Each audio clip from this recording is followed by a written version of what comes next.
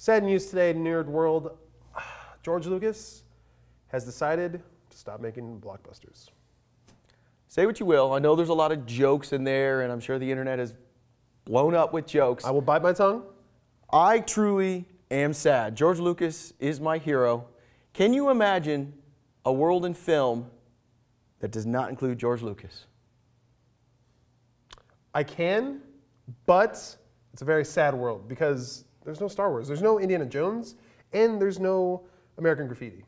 There's no Jurassic Park. There's no Terminator. This might be good, but there's no Avatar. All these special effects. I like Avatar. All these special effects movies do not exist. Gone. Those are just the movies that are like big name ILM movies. There's a lot of movies out there that people don't realize ILM has a hand in. Oh, hey, do you know who founded Pixar? George Lucas. Pixar does not exist. Boom. You wouldn't be crying during WALL-E or Up or anything, or Ratatouille for that matter, because I totally cried in Ratatouille. You wouldn't be crying then because it wouldn't have been made. It might have been made 20 years from now, but if it wasn't for him, as much as I hate to say it, like, he's necessary because, you know, I love him. I love George Lucas. Don't get me wrong.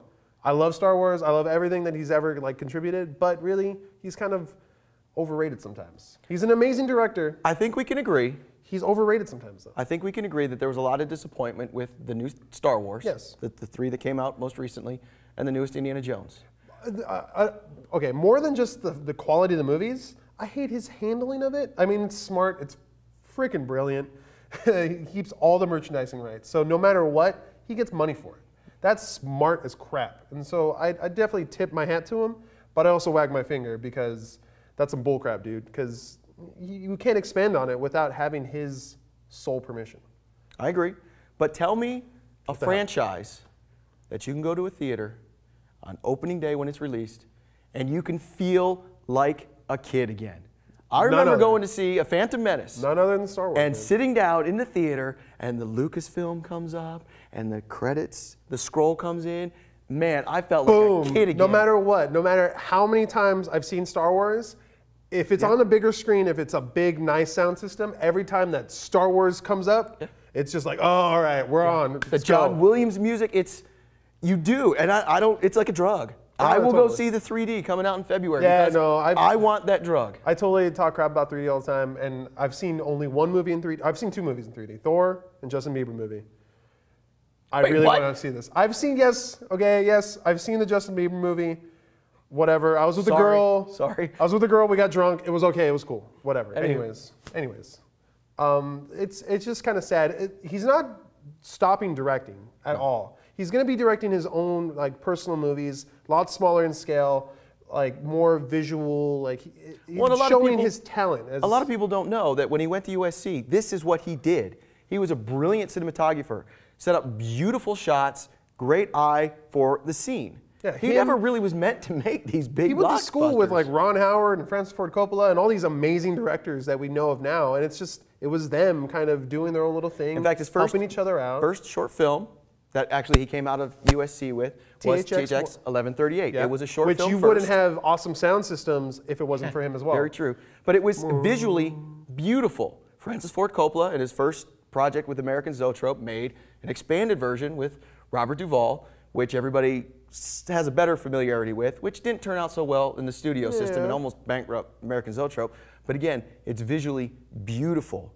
It's gorgeous. Then he went on, as we talked about, probably his best film, American Graffiti. And if you look at it, way better than Star Wars. But it's a small film. Yeah, it's a completely different concept, movie, everything. It's just a time capsule of one night in '62.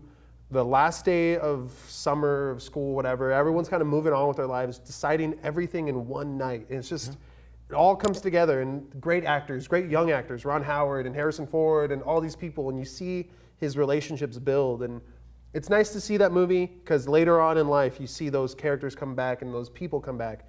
And I mean, you can see some similarities between Harrison Ford's character in American Graffiti and Han Solo. It's kind of cool that it's like that same dude. Kind of a little bit different, obviously. One's Carillion, one's American, but about the same thing. And what's nice is everybody talks about independent film, and when they say that, George Lucas started that shit, dog. Exactly. They think of, oh, Quentin Tarantino, Kevin Smith. Bull crap. Way off. George Lucas, George man. Lucas, George fully Lucas. funded, Return of the Jedi. It was the 80s, bro. It was the 80s. There is not a more famous, a more successful independent filmmaker alive. All 3 Star Wars, the first 3, I should say, 1, 2, and 3 episodes, all him. Out of pocket. Out of pocket. Those are huge movies. Those are like $200 million movies that he financed. And you can say you don't like him by himself, but somebody did because they saw it enough times to make that much money. I like him enough to pay him that much. I would pay him $200 million for that movie. But whatever. Like, so say what you will about George Lucas. Him retiring is really bad news for the industry. He really is this renegade that changed the industry. He does whatever he wants. He's pretty much the honey badger. Yeah, he dropped out of the DGA because the DGA told him what to do. He said, I'm out. Cool. Peace, dog. And he makes independent film. I'm sad. I really am. You know, he's not completely retiring, so I'm not completely sad. I will be more sad, once he passes, of course. Yeah. I don't want to talk about that ever, but it's just one of those things. He's moving on with his life. He's doing other things. I'm excited for what's ahead of him. I hope he keeps his toes and keeps his fingers somewhere within the movie industry, and he keeps innovation going, because he's definitely one of the people that innovated a lot of things. Steadicam probably wouldn't be around if it wasn't for George Lucas as well. That's another thing. That reminds you ever seen that little film Apocalypse Now? Actually, no. I started it the other day, but I've never finished it. Fantastic film. Oh, amazing film. Story by George Lucas. I didn't know that. Yep. Holy crap. Right there in the credits. Story by George Lucas. Yeah. Dude. We'll miss you, George. Go IMDb him. You'll be surprised. We'll miss you, George. Man, leave your comments below if you guys want to add anything, because that was mind-blowing. Holy crap.